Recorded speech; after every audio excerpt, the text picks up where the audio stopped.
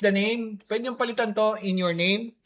Then, ito yung sample natin. Meron ng employee name, gender, daily rate, number of days, basic pay, overtime, gross pay, deduction, and net pay. So, our first task is to create your number.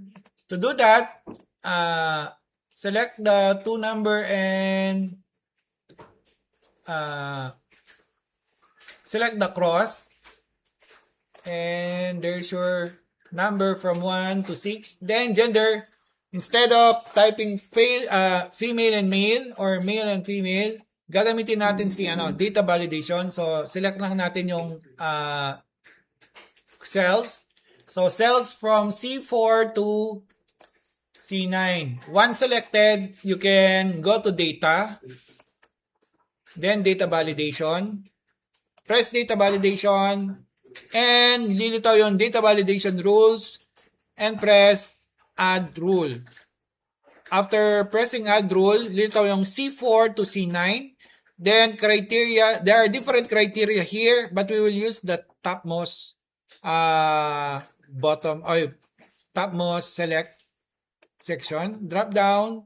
Then put your choices. So una si male, then si female. Then you can add your color. Pwedeng walang color, pero lagyan na natin blue at saka si purple. Once done, lagyan nyo lang or press nyo yung done button. Dito pwede kayo magalaw ng multiple selection or you can add another item. In our sample, female at saka male lang. So press done and select. So yun na siya, umandar na.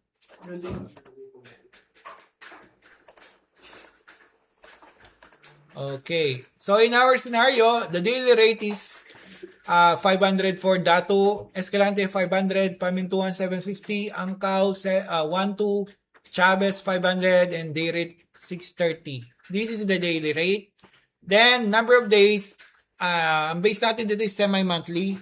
Usually yung semi-monthly is kasama lang is Monday to Saturday. Yung Sunday, usually wala. So these are the number of days. Then basic pay. To get basic pay, we need to compute daily rate times number of days. So ang gagawin lang, equal.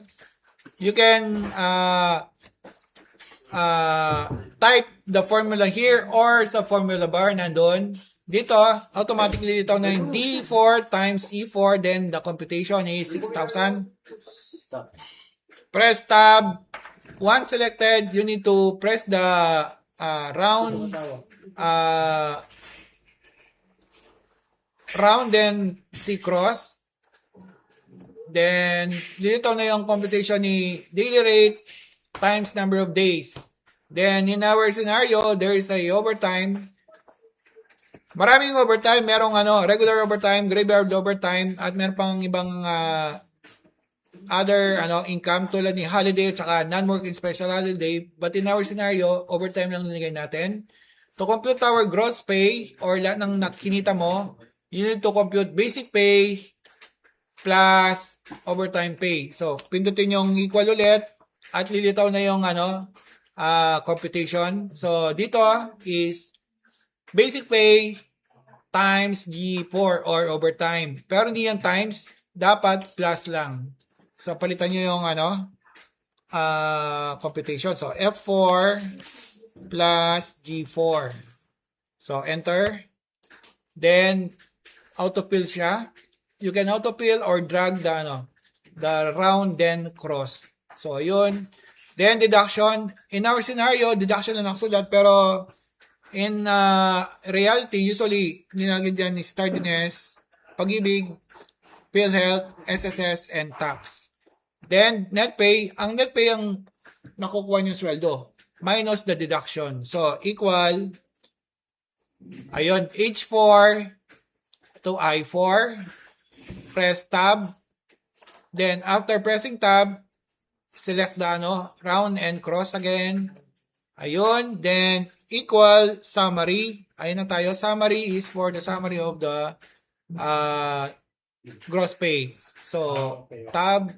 Ayun. So, nag-compute na. That is our basic payroll. Then, you can center the title.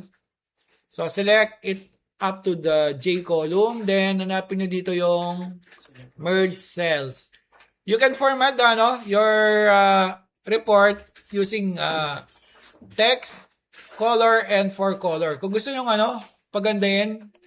So, tignan nyo lang. You can play with the formatting tools. Nasa taas lang yan. Makikita nyo. Example, lagyan kong yan. Gawin kong white, then bold. So, that is our example. Okay? Yan lang, guys.